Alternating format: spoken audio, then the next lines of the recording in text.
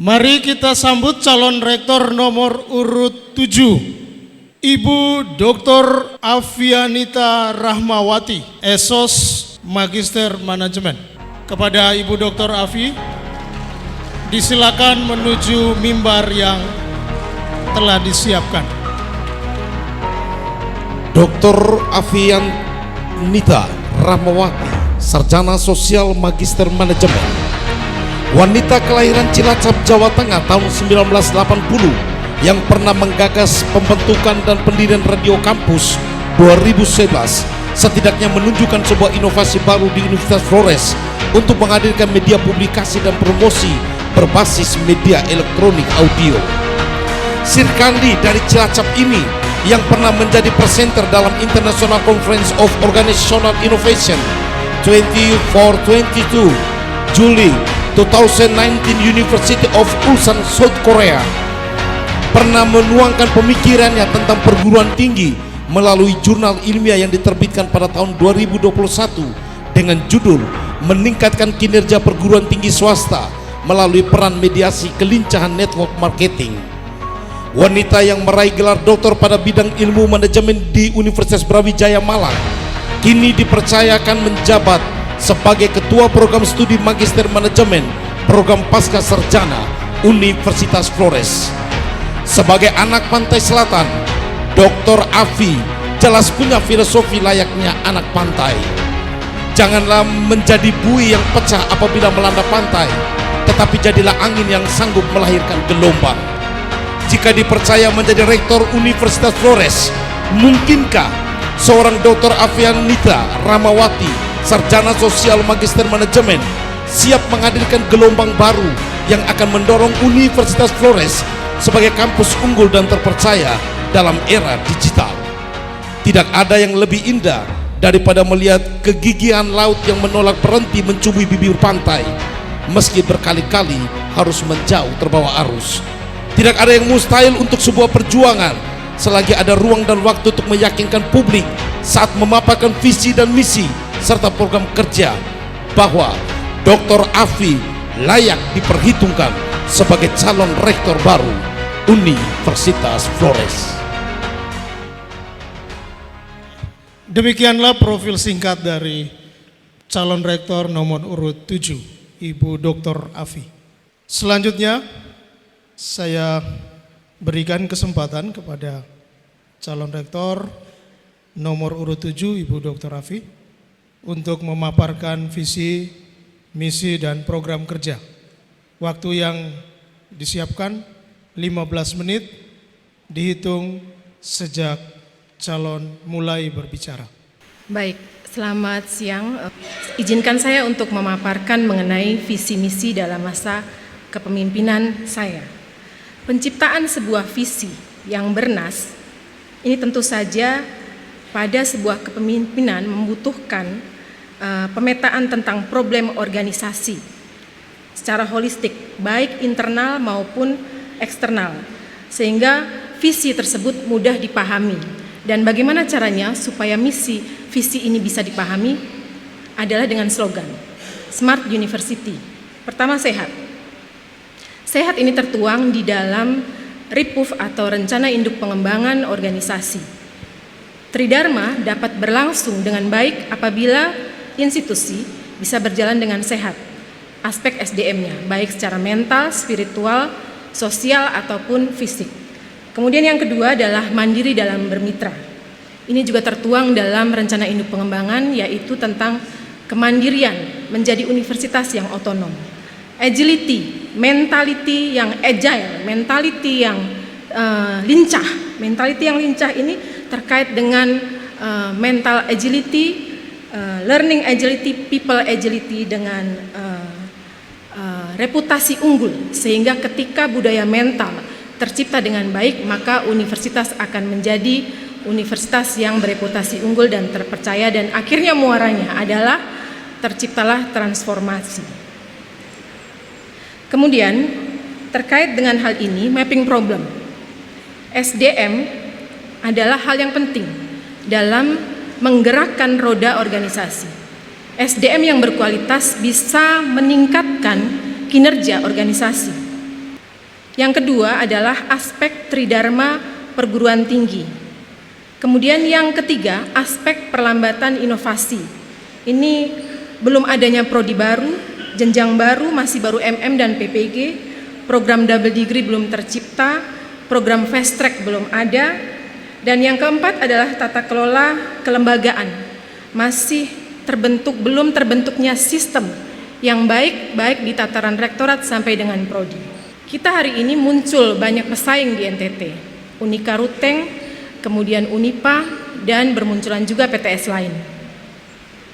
Unika Ruteng lari begitu cepat, Bapak Ibu, mengenai percepatan guru besar, akreditasi program studi yang mencapai unggul. Kita tidak bisa tidak untuk segera melakukan transformasi. Sehingga dalam visi kepemimpinan saya apabila dipilih menjadi rektor, terwujudnya Smart University dengan reputasi unggul, terpercaya dan transformatif. Tentu saja dalam hal ini perlu didukung misi. Yang pertama, menyelenggarakan proses akademik dan pembelajaran yang berbudaya sesuai dengan standar penjaminan mutu, sehingga menghasilkan lulusan budaya yang unggul dan terpercaya. Kedua, meningkatkan inovasi tentang penelitian, pengabdian yang juga dalam penerapannya kita harus memberdayakan masyarakat sehingga masyarakat sejahtera. Yang ketiga, meningkatkan sistem tata kelola kelembagaan dan keuangan yang berintegritas, yang akuntabel, yang transparan, dan berbasis digital.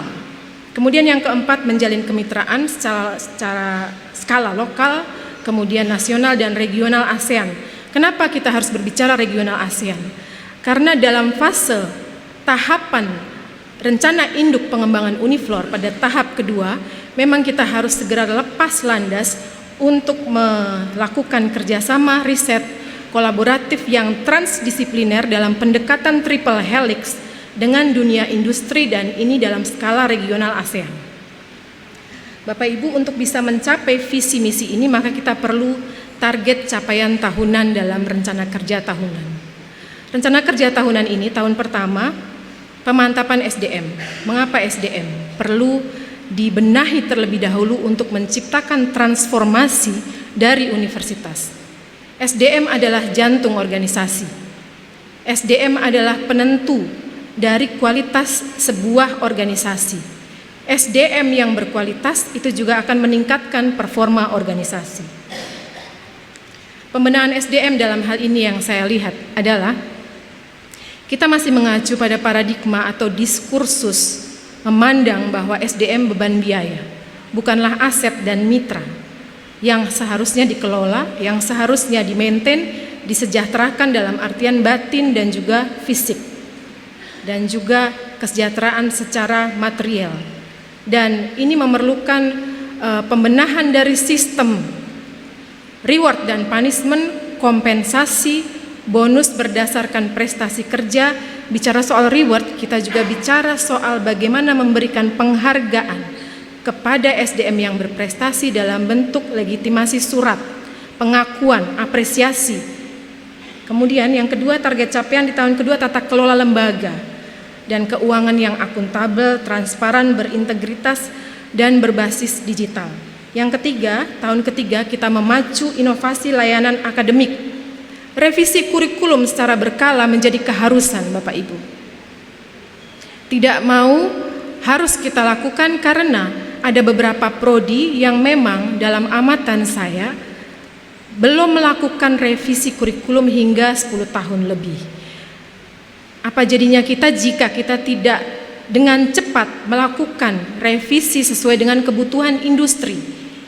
Industri bergerak, tantangan zaman bergerak, kebutuhan pasar kerja bergerak, apa yang menjadi kualifikasi dari kompetensi pekerja dinamis, dan kita tidak agile atau lincah untuk menanggapi itu semua.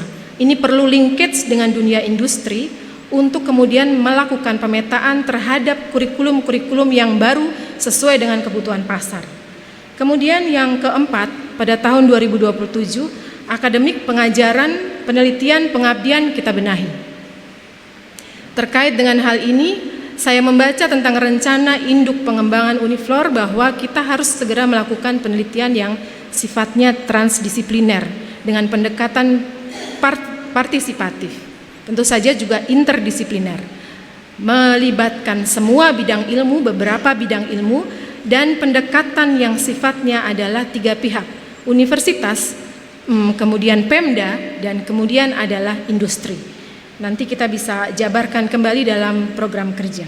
Kemudian yang keempat, ketika aspek SDM, Tendik sudah berkualitas, produktif, tata kelola kelembagaan berlangsung dengan sistem yang baik, Tridharma riset berlangsung kolaboratif, Tridharma berlangsung secara integrasi, pengabdian bisa berbasis dengan riset, maka dampaknya adalah mahasiswa Universitas Flores menjadi lulusan yang berkualitas, yang adaptif terhadap perkembangan zaman. Kemudian jangan lupakan juga adalah unsur alumni. Alumni menjadi kekuatan yang begitu besar dengan jumlah alumni yang sudah diproduksi oleh universitas selama 43 tahun ini. Alumni bisa menjadi daya dorong, ambasador bagi perguruan tinggi, dan alumni yang berjejaring dengan kuat difasilitasi oleh kampus akan mampu untuk bisa menciptakan atau meningkatkan literasi pengetahuan tentang karir bagi para mahasiswa. Akhirnya Bapak Ibu, ini adalah program kerja. Untuk tahun pertama kita fokus pada pembenahan SDM, menyusun SOP rekrutmen, SOP seleksi, pengembangan sistem reward untuk memotivasi, kemudian pengangkatan pejabat.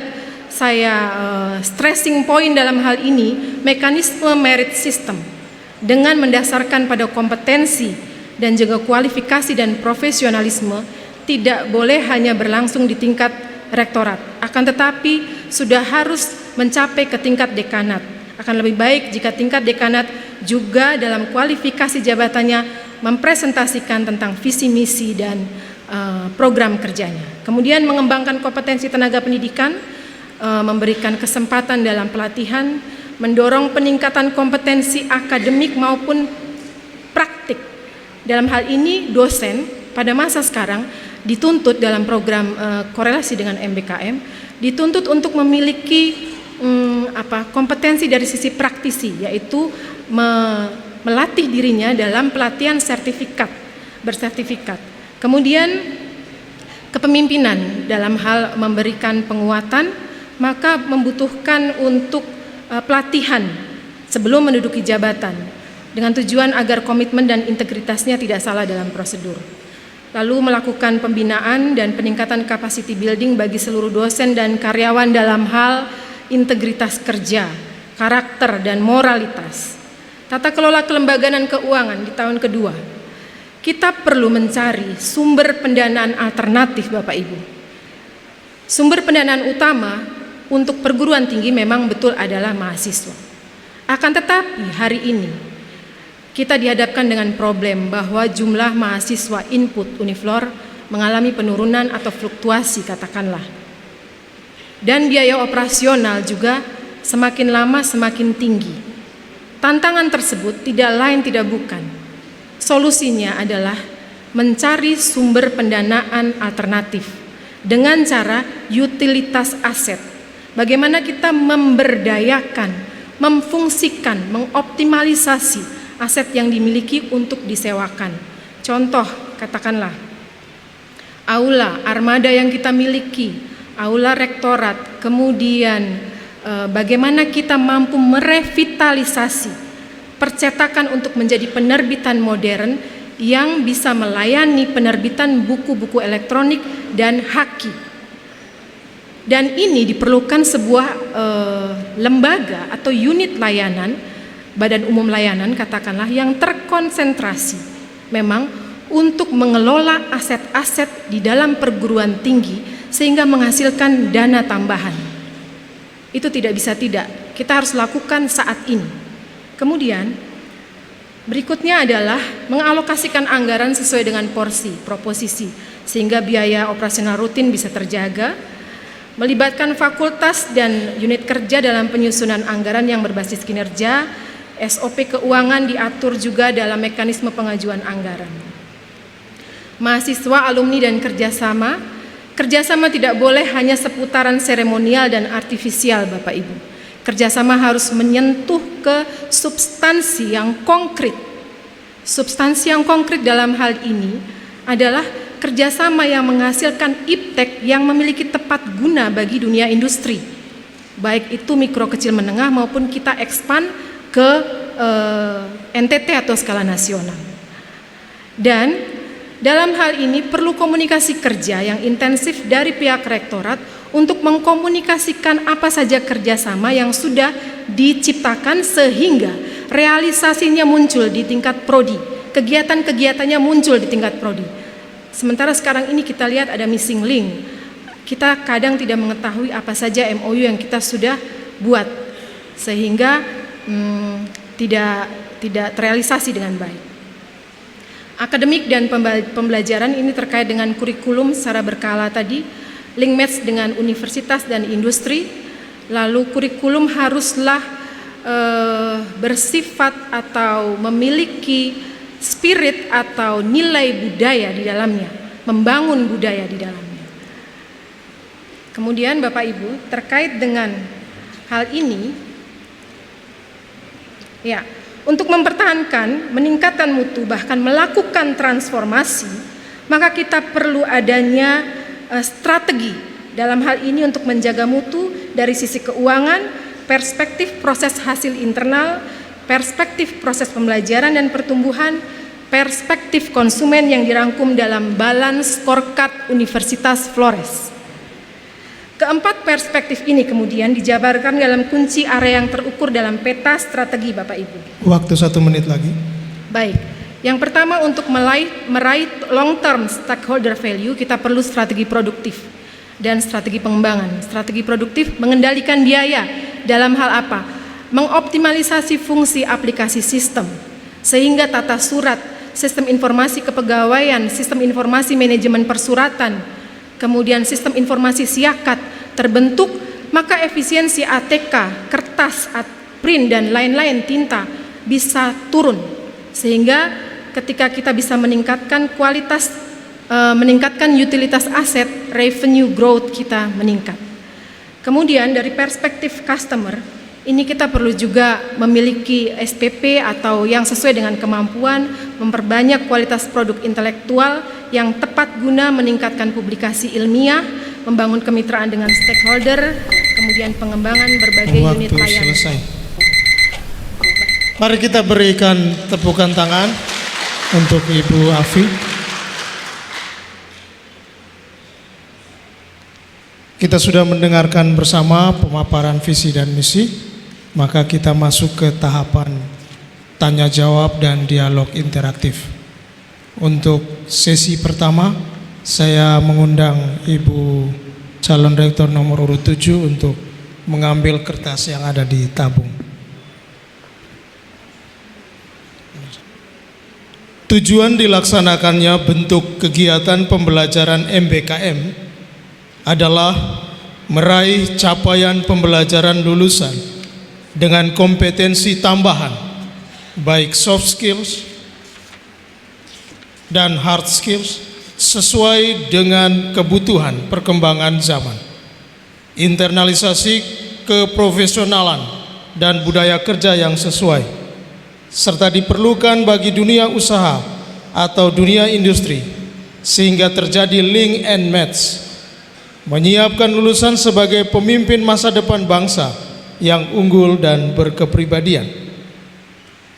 Bagaimana kebijakan yang akan diambil oleh Ibu untuk meningkatkan capaian pembelajaran lulusan dan kompetensi tambahan bagi mahasiswa agar lulusan Universitas Flores sesuai dengan kebutuhan kerja? Silakan Ibu, waktu 3 menit. Ya. Terkait dengan MBKM, pemerintah memang meminta universitas atau pendidikan tinggi di Indonesia sudah segera kolaboratif dengan dunia industri. Dan terkait hal ini, program kerja yang saya bisa lakukan adalah linkage dalam hal penelitian transdisipliner, yaitu pendekatan triple helix, bagaimana universitas secara proaktif menginisiasi kepakaran-kepakaran yang dimiliki oleh universitas untuk berkolaborasi dengan dunia industri dan juga Pemda dalam hal ini. Lalu harus adanya laboratorium di universitas, di fakultas yang sifatnya hybrid, sehingga duduk bersama dengan dunia industri, kemudian terciptalah penelitian hybrid, litbang industri memasuki universitas, yang nantinya teknologinya adalah iptek yang tepat guna. Motor dalam hal ini adalah fakultas ekonomi. Kenapa saya lihat di situ? Karena tren. Yang kedua nanti adalah pertanian. Karena percepatan pertumbuhan ekonomi daerah, faktor penunjangnya adalah ekonomi, mau tidak mau. Sehingga kita memang harus membidik faktor pertama untuk unique selling point bermula dari ekonomi. Dengan laboratorium, dengan klinik riset dan konsultan bisnis, kemudian menciptakan riset bersama dengan industri. Ekonomi juga, tren mahasiswa meningkat, student body-nya meningkat, akreditasinya baik sekali untuk semua program studi. Kita memiliki kapasitas kepakaran dokter yang cukup mumpuni sehingga dianggap sudah ready untuk melaksanakan itu. Kemudian yang kedua adalah mahasiswa di dalam ruang kelas untuk program MBKM diberi kesempatan melaksanakan kuliah, dibuka sistemnya, dibuka mekanismenya, SOP-nya, sehingga mahasiswa tidak dirugikan. Kita belum memiliki SOP mengenai MBKM, Bapak Ibu. Kita masih bergerak secara random dan meraba, sehingga ketika praktek ini harus diselenggarakan, SOP sama sekali belum ada, panduan tidak ada. Itu saya kira yang bisa saja. Baik, terima kasih untuk jawabannya. Karena tidak ada lanjutannya, maka saya tutup untuk sesi ini. Kita elaborasi lagi dalam sesi tanya jawab dan dialog bersama ketiga panelis yang hadir di hadapan kita. Untuk kesempatan pertama saya berikan kepada Pak Yanto. Waktu untuk setiap panelis 15 menit. Terima kasih Bapak Moderator, Ibu calon rektor yang saya hormati.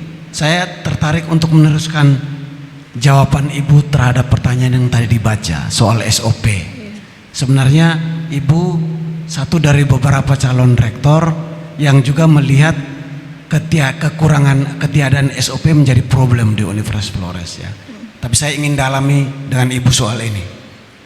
Bisakah Ibu kasih contoh masalah yang krusial yang ada di sektor keuangan, sektor akademik maupun sektor administrasi di Universitas Flores ini yang segera dibutuhkan untuk segera dibuatkan SOP-nya. Tolong dijelaskan gitu. Jadi konkret ketika Ibu bicara mengenai SOP itu saya ingin menghadirkan SOP dalam bidang-bidang, karena yang saya sebut 3 tadi juga saya lihat Ibu melihatnya sebagai ada masalah di situ ya. Betul. Silakan. Terima kasih Pak Yanto atas pertanyaannya. Kita bicara SOP, standar operasional prosedural. Ini bicara tata kelola kelembagaan yang akuntabel. Kemudian soal sistem yang terbentuk.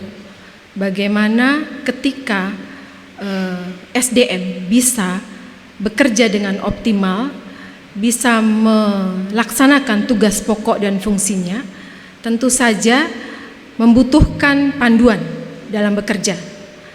Tidak sebatas hanya aturan-aturan atau SK atau statuta, tapi perlu diejawantahkan, diimplementasikan dalam langkah-langkah yang sifatnya teknis. Dan langkah-langkah teknis inilah yang menjadi panduan bagi segenap tendik, dosen, ataupun mahasiswa. Terkhusus tadi kalau saya berbicara soal SOP MBKM, mahasiswa supaya tidak dirugikan juga dalam hal ini. Sehingga ketika SOP ada, terjadi langkah teknis yang kita perdebatkan, kita mengacu kembali kepada SOP.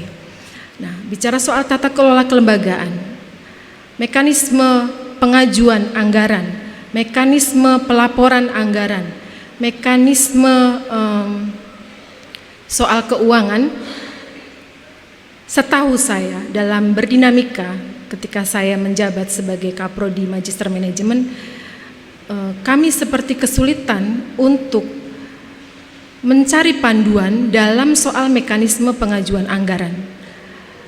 Kalau saya mereview atau melakukan benchmarking pada universitas lain yang sudah lebih maju dalam tata kelola kelembagaannya, mereka bahkan memiliki buku acuan biaya yang dimana itu adalah rigid, berbicara dari hulu ke hilir soal bagaimana kebijakan pemberlakuan SPP, kemudian periodikal SPP sampai dengan template pengajuan anggaran. Sehingga ketika dokumen-dokumen ini di tingkat tata kelola keuangan bisa berlangsung dengan baik, tidak lagi menghabiskan energi, efisiensi dan efektivitas tercapai. Contoh katakanlah pengajuan anggaran dari satu pintu ke pintu yang lain membutuhkan waktu yang amat lama, dan dari nol lagi kita harus menjelaskan apa kebutuhan, urgensi anggaran ini. Kemudian masuk di meja lain lagi seperti itu. Ini menjadi otorefleksi kita bersama ya. Saya tidak menyoroti orang per orang, tapi bagaimana tata kelola kelembagaan ini harus memiliki panduan yang jelas siapapun, sehingga nanti yang memimpin atau berposisi di dalamnya dan bertanggung jawab tidak lagi based on people, tidak lagi berdasarkan kata orang, akan tetapi berdasarkan SOP tadi. Kemudian soal akademik, saya lihat SOP di tingkat rektorat sampai dengan prodi juga sudah berjalan, akan tetapi belum optimal.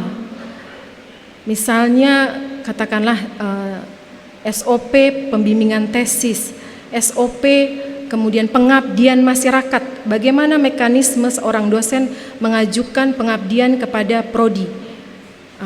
Itulah pentingnya ya, saya pikir membangun SOP dari tingkat atas rektorat sampai dengan menuju pada tataran prodi, sehingga mekanisme teknisnya baik, mekanisme teknisnya baik. Artinya bahwa ketika dalam gambaran visi besar saya, ketika SOP ini ada, ready, siap, kita berpatokan pada panduan SOP, maka saya pikir Bapak Ibu bahwa produktivitas akan tercipta, efisiensi akan bisa tercipta, karena waktu tidak habis hanya untuk sesuatu yang debatable. Energi, tenaga tidak akan habis untuk sesuatu yang kemudian berputar-putar, mempertanyakan satu hal ini dan itu, padahal kita dibebani dengan banyak sekali tugas dan tanggung jawab sebagai pemimpin. Mungkin saya pikir itu yang saya bisa jawab, Pak Yanto. Terima kasih. Saya lanjutkan. Menurut Ibu calon rektor, lalu siapa yang bertanggung jawab menyusun SOP itu? Salah satu wakil rektor kah? Diserahkan ke Prodika, atau sebaiknya pakai konsultan yang menyusun SOP itu? Menurut Ibu bagaimana? Iya, sifatnya sangat kontekstual juga tidak ya. Artinya tanggung jawab pembuatan SOP berdasar dari tupoksi yang dibebankan kepada, misalnya saya beri contoh Bapak. Untuk di tingkat prodi, maka menjadi tanggung jawab saya sebagai kaprodi merancang SOP. Akan tetapi saya juga memiliki fleksibilitas dalam hal kepemimpinan. Kepemimpinan prodi bagi saya itu adalah kepemimpinan yang kolektif kolegial.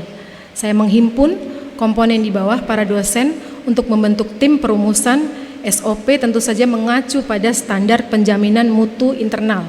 Tidak boleh keluar dari koridor itu. Itu di tingkat prodi. Kemudian di tingkat rektorat sesuai dengan beban posisi jabatan yang sedang diemban pada masing-masing di jajaran rektorat. Begitu juga misalnya ini tentang keuangan, maka itu juga dibebankan kepada posisi jabatan yang bertanggung jawab tersebut. Mungkin itu Pak. Jadi dibalikkan ke fungsinya ya. Fungsi itu dia harus menyusun SOP-nya sendiri. Nah, bagaimana lalu seterusnya ketika itu diimplementasi, bagaimana dimonitoring, dikontrol bahwa proses itu berjalan sesuai SOP ya, itu juga satu. Kalau di tempat lain, di sektor swasta misalnya, itu dipastikan lewat audit proses ya. Ya, dia mengacu ke standar mana, standar ISO atau apa ya, itu biasanya dilakukan begitu. Kalau di dalam lembaga pendidikan tinggi seperti itu bagaimana? Karena SOP dibuat, fine, itu langkah maju, tetapi kalau orang tidak tunduk pada SOP juga tidak ada manfaatnya, ya kan? Nah, bagaimana memastikan orang tunduk ya pada SOP itu, ya? Bagaimana itu dimonitor? Itu pertanyaan saya. Karena toh larinya ke sana kan. Ini omong soal tata kelola ya. Ya, makasih. Iya, saya berbicara dulu soal kepemimpinan, Pak. Dalam hal ini, seorang pemimpin tidak hanya dia memiliki kapasitas, kemampuan visioning, melihat dalam jangka panjang, kemudian berdasarkan realita dan kapasitas sumber daya yang kita miliki. Tapi seorang pemimpin juga, kalau saya ibaratkan, adalah seperti konduktor di dalam sebuah orkestrasi. Layaknya konduktor, fungsinya adalah mengatur irama, mengatur dinamika. Ketika ada satu komponen misalnya tidak menjalankan fungsi, dia memainkan musik dengan lemah misalnya suaranya, atau dari sisi suara, musik, komposisi, maka tangan sebagai arahan bagi dirinya untuk memimpin, melihat, mengatur, mengarahkan, menyeimbangkan fungsi-fungsi. Dalam hal ini, kepemimpinan berperan penting untuk mengontrol SOP secara periodikal. Tentu saja kalau ini di tataran teknis, struktural, hierarki, kami memiliki tugas tertentu untuk melihat quality control dari fungsi pembelajaran, yaitu gugus jaminan mutu. Dalam perguruan tinggi lain, gugus jaminan mutu juga melekat pada jabatan ketua program studi. Akan tetapi itu sebaiknya saya amati haruslah tidak merangkap jabatan antara gugus jaminan mutu dengan ketua program studi. Fungsi kontrolnya di posisi ini. Fungsi kontrol gugus jaminan mutu melihat apakah SOP, pembelajaran, penelitian, dan pengabdian sudah berjalan dengan baik atau belum. Ya, fungsi kontrol pemimpin dan juga bersama dengan gugus jaminan mutu. Lalu dalam kontrol yang sifatnya jangka panjang, kita perlu juga untuk dinilai pihak eksternal. Ya, pihak eksternal yang menilai tentu saja dalam proses akreditasi. Itu sebagai pembuktian sejauh mana program studi sudah mampu untuk menjalankan seluruh SOP dan juga standar penjaminan mutu internalnya. Mungkin memang dalam hal ini kepemimpinan tidak mungkin berjalan sendiri saja, membutuhkan komponen-komponen. Jadi menurut saya berhasilnya akreditasi sebuah program studi itu tentu saja merupakan proses atau dinamika yang bukan hanya tergantung, atau kepemimpinan bukan hanya prediktor terkuat, akan tetapi membutuhkan kolaborasi, membutuhkan sinergisitas, komponen pendukung di bawahnya bekerja sama-sama satu langkah. Saya pikir tentang SOP seperti itu. Terima kasih. Kita pindah ya, tidak lagi mengenai SOP ya. Saya tertarik dengan saya baca di profil Ibu ya. Ibu juga terlibat aktif dalam International Organization for Migration ya. Dan Ibu tadi keluarkan statement bahwa salah satu titik tolak yang bisa membangun kerjasama yang konkret ya dan doable adalah kemitraan dengan pihak eksternal ya, pihak pemerintah dan sebagainya. Dan kemitraan ini biasanya akan lebih cepat ditanggapi kalau dia merupakan kemitraan yang mengarah pada problem solving ya, problem yang muncul. Nah, kita tahu bahwa NTT ini masalah TPPO ini sangat dasar ya. Dan Ibu saya lihat juga terlibat dengan apa istilahnya isu itu.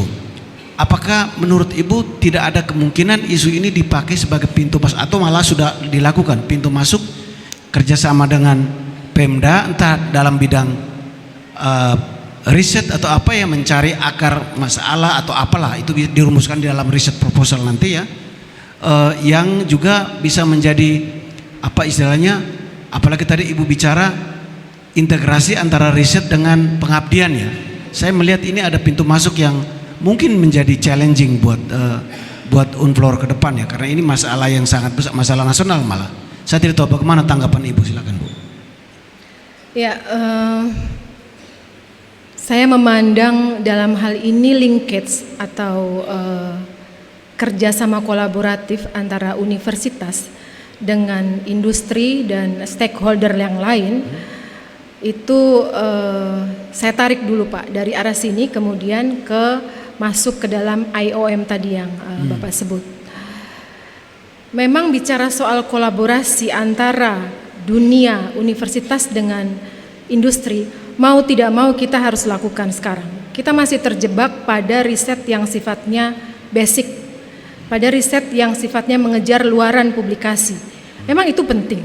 Itu merupakan hal yang penting menjadi indikator performa perguruan tinggi. Tentu saja nanti beda aspek bagaimana kita harus mempercepat kuantitas, kualitas, produktivitas artikel ilmiah. Akan tetapi bicara soal riset yang transdisipliner, riset yang aplikatif ini kita harus lakukan saat ini. Karena linier dengan apa yang menjadi rencana pengembangan universitas. Dituangkan dalam buku rencana induk tersebut bahwa Universitas Flores harus sudah melakukan riset transdisipliner. Pada fase tahap pengembangan kedua ini sampai dengan masa 2029 kalau tidak salah, riset itu harus segera dilakukan. Contohnya, percepatan pertumbuhan di dalam sebuah daerah, ekonomi daerah, tentu saja bisa dilihat dari sumber daya, kapasitas sumber daya yang dimiliki. NTT penopangnya adalah subsektor perkebunan, pertanian, dan juga kita sedang bergerak ke arah industri mikro kecil menengah. Nah, universitas harus melihat ini, mengambil peran secara strategik untuk menjadi mitra bagi 20 detik Pemda, lagi. untuk menjadi mitra bagi Pemda melakukan kolaborasi dengan industri. Ya. Riset dalam hal ini yang sifatnya transdisipliner, saya beri contoh pada tataran teknis. Kita harus menciptakan kolegial interchange dalam kerjasama riset Waktu tersebut. selesai. Ya, minta maaf Ibu, waktu sudah selesai jadi kita harus berhenti Pak panelis. Siap. Ya, kita lanjut ke panelis yang kedua, Ibu Sri. Disilakan. Baik, terima kasih Bapak Moderator. Yang saya hormati Ibu Calon Rektor. Siang Bu. Saya menyimak tawaran Ibu atau cita-cita yang menjadi slogan dalam nanti kalau terpilih menjadi rektor. Ini visinya terwujudnya smart university dengan reputasi unggul, terpercaya dan transformatif. Ini kalau saya lihat berbeda sekali dengan visi-visi yang lain ya. Kemudian kita bandingkan dengan visi universitas yang tertuang di dalam Renstra, Statuta dan RIP ya. Di situ ada mediator budaya. Namun saya lihat di sini tidak tersirat adanya, atau itu mau menghilangkan itu kemudian Ibu ganti dengan yang Ibu mau tawarkan di sini setelah Ibu nanti terpilih menjadi rektor. Mohon penjelasan supaya kita bisa mempunyai pemahaman yang sama. Baik, terima kasih pertanyaannya Ibu. Terkait dengan visi, pengamatan pertama dalam proses visi ini kan bukan hanya kita meresumenya dalam 5 menit. Ini proses internalisasi yang cukup lama, berdinamika sebagai dosen ataupun pejabat struktural. Visi yang saya lihat dalam rencana induk pengembangan memang itu adalah visi besar sampai tahun 2040. Ya. Kemudian terbagi dalam 3 tahap. Tahap kedua ini adalah masa saat ini hingga tahun 2029. Visi yang saya kreasikan atau rancang di dalam resume ini adalah membreakdown dari visi pengembangan induk universitas tahap kedua, di mana di dalamnya mengatakan tentang universitas yang otonom dan berdaya saing. Lalu kalau Ibu katakan atau menanyakan apakah saya akan berlari dari spirit, membangun spirit sebagai mediator budaya tadi. Tentu saja tidak. Dalam penjabaran misi terangkum bahwa budaya menjadi penciri utama diferensiasi yang bisa menjadi keunggulan bagi Universitas Flores. Budaya ini sangat luas. Kita bicara budaya sangat luas, tapi saya meletakkan stressing point pada dua aras budaya. Yang pertama adalah budaya kerja. Kalau kita lihat menilik lagi, mereview apa yang menjadi paparan visi, bahwa sebetulnya apa yang diinginkan oleh universitas terhadap lulusannya, targetnya adalah seorang sarjana yang mampu untuk melakukan transfer gagasan, ide, artefaknya, karya ciptanya, baik benda maupun tak benda, kepada masyarakat yang memiliki pengetahuan tradisional yang bersifat akumulasi dari pengalaman lokal. Bagaimana posisi sarjana Uniflor dalam hal ini? Kita targetkan untuk menjadi sarjana yang humanis, sarjana yang mampu memediasi apa yang menjadi budaya modern, tantangan yang saat ini menjadi terbentuknya peradaban baru untuk dikomunikasikan kepada masyarakat. Kembali lagi pada dua aras budaya tadi. Yang pertama adalah budaya kerja. Stressing point saya kepada budaya kerja. Budaya kerja, etos kerja, penting sekali bagi kita untuk transformasi membangun budaya yang baru tanpa meninggalkan akar budaya bangsa dan kearifan lokal. Budaya kerja modern saat ini dengan era VUCA, volatility, uncertainty, complexity, ambiguity, kita mengalami masa kebingungan, disrupsi, kemudian perubahan terjadi di aspek manapun. Mau tidak mau sebagai pekerja, tendik, dan dosen, kita harus melakukan transformasi untuk memiliki budaya kerja yang agile. Tadi saya katakan mental agility, artinya lincah untuk memiliki mental yang kokoh dalam situasi ekstrim, se-ekstrim apapun. People agility, memiliki kemampuan membangun hubungan dengan orang lain dan jejaring dengan orang lain. Learning agility, kemampuan untuk belajar dari waktu ke waktu tanpa henti, continuous improvement, pembelajaran pembenahan berkelanjutan. Result agility, kita berpaku, berproses, kemudian meningkatkan produktivitas terus-menerus. Nah, budaya ini, budaya mental ini kita transfer dalam pola komunikasi kerja antara dosen dengan dosen, antara dosen dengan karyawan, antara karyawan dengan karyawan, dan yang paling terpenting, Bapak Ibu, adalah di ruang kelas dalam ruang pembelajaran dari dosen kepada mahasiswa, mentransfer budaya mentality modern yang relevan dan tidak mengikis daripada akar budaya lokal. Saya menyebutnya ini adalah akulturasi. Kemudian mampu memediasi budaya modern tanpa menghilangkan budaya yang ada yang kita miliki, yaitu budaya luhur. Kemudian aras kedua atau stressing point kedua adalah budaya ilmiah. Institusi pendidikan tinggi bukan semata-mata sebagai perguruan tinggi yang meraih profit, tapi juga fokusnya adalah memproduksi pengetahuan, kemudian melayani mahasiswa sehingga menghasilkan insan intelektual yang berkualitas. Budaya ilmiah yang ada di kampus haruslah tercipta. Budaya ilmiah kemampuan berpikir analitis, budaya ilmiah kemampuan berpikir logis, budaya ilmiah kemampuan berpikir kritis. Budaya-budaya ini yang baik sebagai ilmuwan, intelektual, dan juga calon-calon sarjana haruslah mampu untuk kita sampaikan kepada masyarakat dalam bentuk tridharma. Pertama, pengajaran. Bagaimana ini merasuk ke dalam aspek teknis tridharma. Kurikulum, mata kuliah. Haruslah struktur mata kuliah ada komposisi yang membangun karakter budaya dari sarjana. Tidak bisa tidak. Contoh katakanlah yang kita sudah running, Bapak Ibu, adalah mata kuliah teknologi budaya. Tapi ada kendala satu dan lain hal, kita belum bisa mengimplementasikan. Itu mata kuliah penciri universitas. Contoh lagi secara teknis, saya tarik garis teknis, adalah di dalam Prodi MM sekarang ada mata kuliah yang dinamakan manajemen pemasaran lintas budaya. yang itu menandaskan, melegitimasi downgrade bagaimana kita mengejawantahkan posisi universitas sebagai mediator budaya.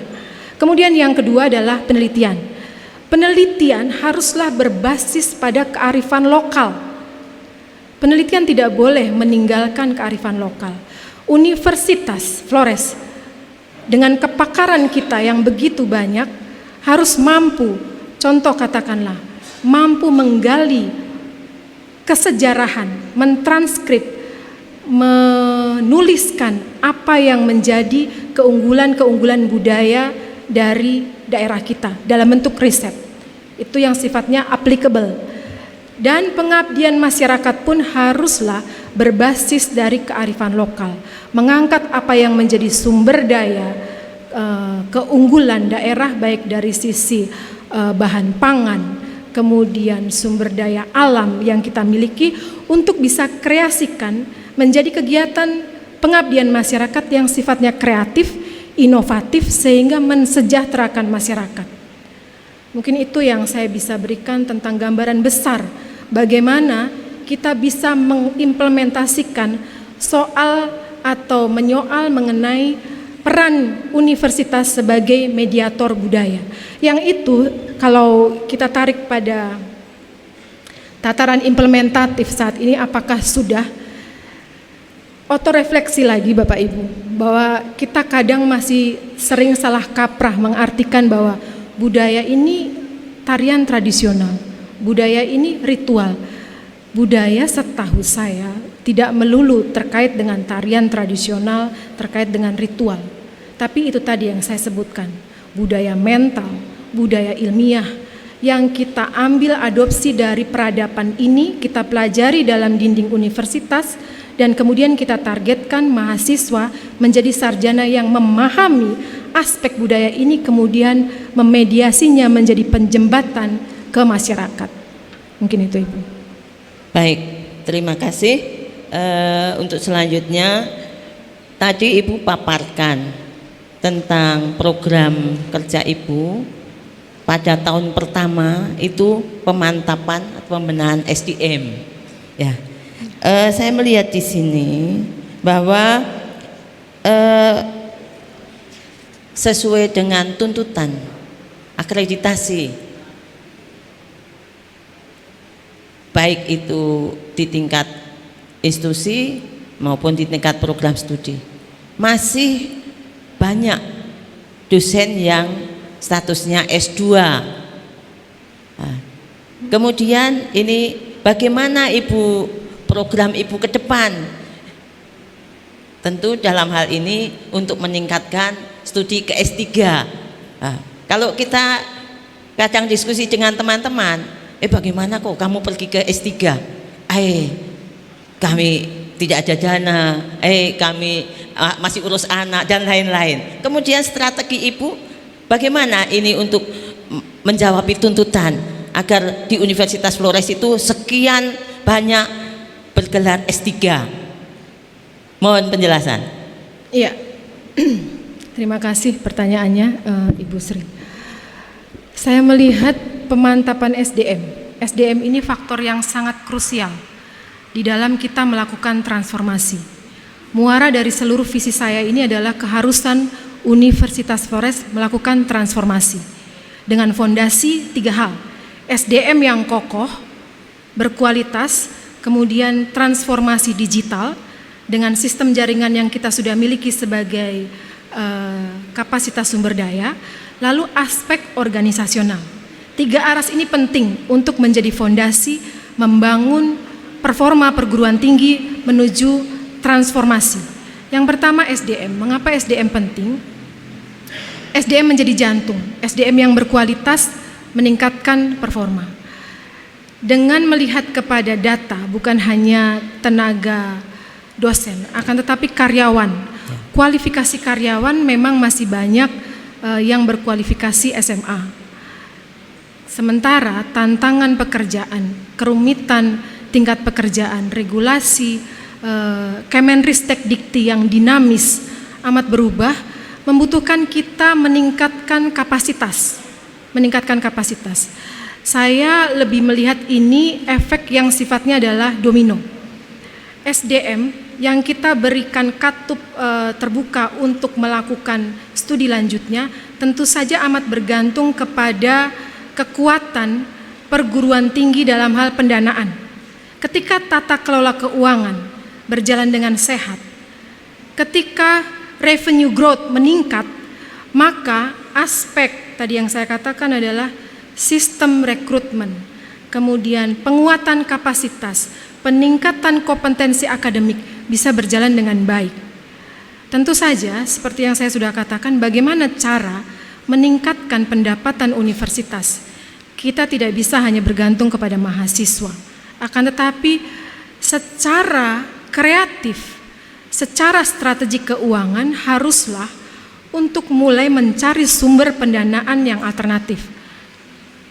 Contoh katakanlah tadi yang sudah saya sampaikan, percetakan merevitalisasi dirinya menjadi penerbitan modern, persewaan armada, persewaan aula lantai 3 rektor, lalu optimalisasi produk-produk layanan yang lain yang dibentuk, adanya sistem badan umum layanan yang khusus mengelola, memaintain mengenai optimalisasi fungsi aset ini untuk mendapatkan lumbung keuangan. Ketika keuangan berjalan dengan mantap, keuangan kokoh, maka saya yakin, saya memiliki visi ke depan, yakin bahwa ini bisa menjadi daya dorong untuk mendukung dukungan secara finansial bagi dosen yang akan melanjutkan studinya. Kemudian yang kedua, tadi dari sisi strategik organisasi. Ini dari sisi dosen, bagaimana membangun motivasi budaya untuk mencapai tingkatan karir, Waktu kompetensi 30 yang menit, tinggi. 30 detik lagi. Maka yang harus dilakukan adalah terciptanya wahana akselerasi untuk percepatan menuju kepada doktor dan kepada guru besar. Kalau di sistem yang sudah berjalan di universitas lain, itu dokumen-dokumen, ada unit khusus dalam pengumpulan dokumen menuju kepada guru besar yang mengurusnya sendiri. Waktu selesai. Terima kasih. Minta maaf karena waktu sudah selesai, jadi kita batasi. Oke. Kita lanjut dulu ke panelis yang ketiga untuk sesi tanya jawab dan dialog. Kepada Bapak Anton saya persilakan. Terima kasih Bu, selamat sore. Asik ketika mendengar budaya kampus dan segala macam aktivitas. Nomor satu itu dulu. Bagi saya setelah membaca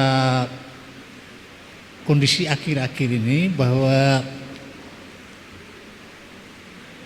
tentang sumber daya manusia kampus, Sudah. Ya, silakan Bapak. ya, saya di kompleks saya dulu ada Profesor Steph Javanai almarhum.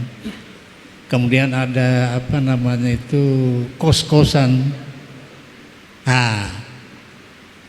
Yang bahaya di sana sudah, kalau saya bilang keracunan pubing, keracunan tabing puber.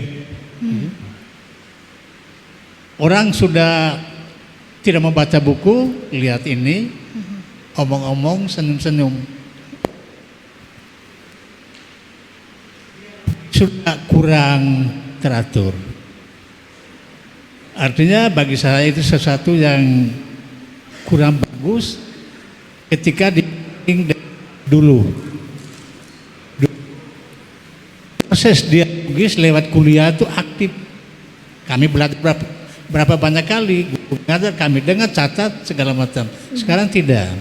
Sekarang begini, saya ingin mendalam ini, kalau boleh saya mau dapat tahu dari Ibu menghadapi persoalan yang begini ini, itu Ibu buat gimana ini rencana ke depan menghadapi anak-anak yang hanya hafal ini, tidak baca buku dan lain-lain. Terima kasih. Satu dulu. Ya. Ya, saya cerita sedikit soal ini Bapak. Peraturan terbaru dalam, ini masih korelasi dengan bahasan diskusi kita kali ini. Peraturan terbaru tentang standar penjaminan mutu, Undang-Undang Kemendristek nomor 53 tahun 2023 kalau tidak salah. Kita akhir-akhir ini bergulir diskusi yang begitu menarik mengenai tidak usah atau universitas memiliki otonomi untuk menentukan apakah skripsi tetap diadakan atau tidak. Ini kaitannya dengan membangun budaya. Dalam perspektif saya, urgensi untuk tetap mengadakan atau merancang atau mengimplementasikan skripsi ke dalam ruang pembelajaran kampus itu adalah hal yang sangat fundamental, hal yang sangat krusial untuk tetap kita berlangsungkan. Mengapa? Karena begini, disinilah proses membangun budaya mental bagi para calon lulusan sarjana. Karena proses dinamika dalam pembimbingan antara dosen dan mahasiswa tidak bisa tergantikan dengan kegiatan apapun. Tidak bisa tergantikan Bapak. Ini berkaitan dengan bagaimana membangun mentalitas daya juang. Ini bagaimana membangun mentalitas ulet. Bagaimana membangun mentalitas kekuatan, determinasi kerja sesuai dengan target. Jika mahasiswa itu tidak sesuai target, capaian yang diinginkan orang tuanya 6 bulan, maka biaya membengkak, konsekuensi logisnya. Dan ini membentuk mentalitinya dalam proses berdinamika antara dosen dengan mahasiswa, yang juga tidak bisa tergantikan pada pembelajaran di ruang kelas. Karena begini, sifatnya komunikasi yang personal antara dosen dan mahasiswa, membutuhkan kesabaran juga bagi mahasiswa.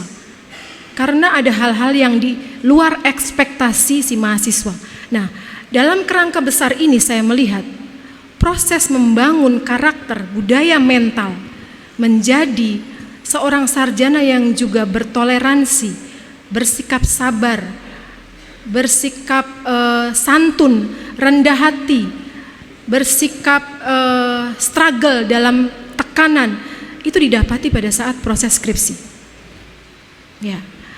Nah, berbicara soal budaya mental tadi yang Bapak sebut, bahwa di luar kampus, kos-kosan, kita menjumpai pada budaya negatif pada perkembangan sekarang, tentang malasnya membaca, pubing. Pada saat kita berkomunikasi dengan orang, kita tidak menghargai etika berkomunikasi dengan kita asik dengan HP sendiri, itu pubing. Sehingga etika komunikasi yang santun, yang bermartabat, menghargai manusia, ini haruslah dibangun dalam ruang pembelajaran di universitas. Ya. Saya potong, kira-kira dengan cara apa itu membangun budaya itu? Cara real bagaimana? Kalau saya boleh saran begini supaya cepat kita, itu kegiatan simposium, olah otak, seminar itu perlu diperbanyakkan, perlu dipikirkan oleh masing-masing fakultas. Ya. Kalau tidak mereka hanya hidup dengan ini, sementara begitu di masyarakat bukan itu. Di masyarakat berdiri di muka orang, kau bisa tidak berdiri di muka orang ini. Backgroundnya kecil. Jadi Ibu, walaupun ini tak dalam tahap menguji berkali mencoba, tapi saya saran kegiatan olah otak itu perlu dikembang ketika Ibu dipilih, direstui jadi rektor. Next, yang berikut begini Bu, saya lihat ini kita terlalu berpatok pada bidang-bidang yang ada ini. Ada 5 bidang kalau kita keliru. Sementara 5 bidang itu ada programnya begitu banyak. Bisa? Ada program begitu banyak. Kalau saya mengetahui banyak tentang ini, kalau program itu menghasilkan paling kurang 1, paling tinggi 3. Kalau sudah lebih banyak dari itu, tidak bisa. Kenapa? Limit waktu ibu besok hanya 4 tahun. Artinya begini, kita kalau boleh mengambil hak diskresi, walaupun dari atas mengatakan tidak boleh. 5 bidang harus di seluruh program ini. Kalau setiap program menghasilkan 3 kegiatan, 3 indikator lah, ibu tidak bisa, rektor tidak bisa. Nah sekarang saya berusaha menanyakan sama ibu terhadap hal ini bagaimana ini. 4 tahun only, 4 tahun saja. Program banyak, kegiatan banyak. Silakan.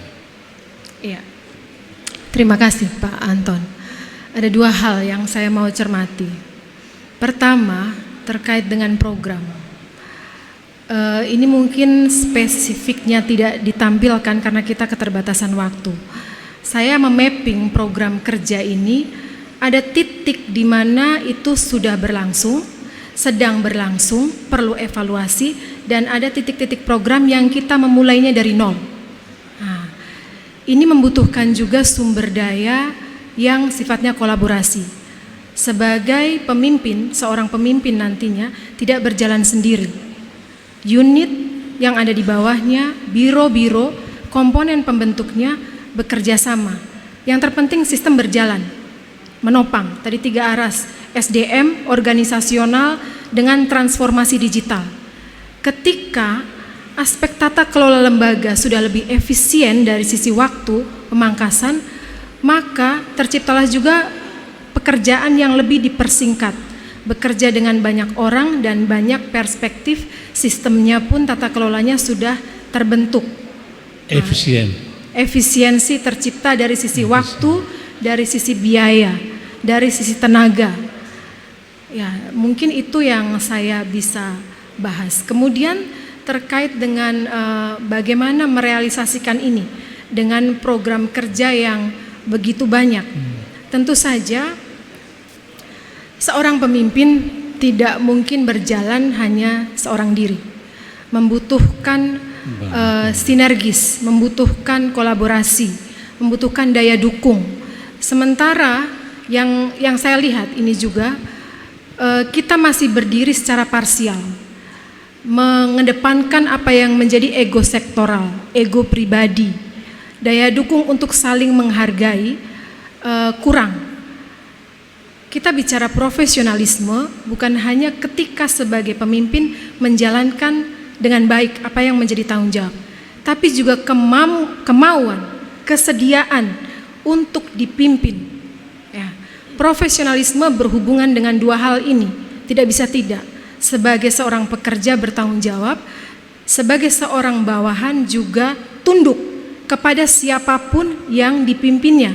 Ini penting, karena budaya penghargaan dalam hal ini masih amat kurang di dalam Universitas Flores. Sehingga ketika daya dukung tercipta, sistemnya, tata kelolanya tercipta, saya pikir ini bisa menjadi driver yang kuat untuk mendorong program kerja tersebut.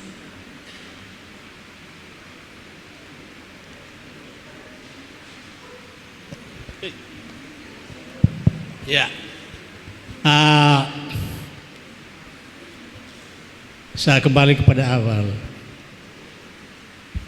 Pemimpin yang bervisi, visionary leadership, itu ada satu kemampuan yang perlu dibuat pada sebuah organisasi yang besar, macam begini. Jadi salah satu ukuran adalah kalau ibu terpilih, ibu menjadi penggerak leadership, inti leadership penggerak. Yang kedua, kemampuan manajerial. Saya sambung dengan tadi pagi pembicara yang pemakalah 1 atau berapa. Karakter Uniflor ini, masyarakat Uniflor, cirinya kurang enak, ya. Nah, ketika menghadap yang berbeda-beda macam begitu, Ibu sebagai penggerak dengan sebagai manajer yang baik itu bagaimana menata ini kampung halaman ini? Terima kasih, Bu. Ya. Heterogenitas, saya menyebutnya Bapak, heterogenitas di dalam sebuah organisasi sesuatu yang kita tidak bisa elakkan. Berbeda suku pun, sama suku pun bisa berbeda pemikiran. Tentu saja ini juga tidak terlepas dari kepentingan, ya, kepentingan pribadi ataupun unit ataupun lembaga. Akan tetapi, sebagai seorang pemimpin, kita semua jika dipercaya misalnya, maka haruslah mampu untuk bisa membangun spirit moto yang sudah ada sejak puluhan tahun lalu, menyatukan langkah sehingga meleburkan diri bukan hanya kepentingan pribadi, akan tetapi juga berbicara soal bagaimana memajukan universitas.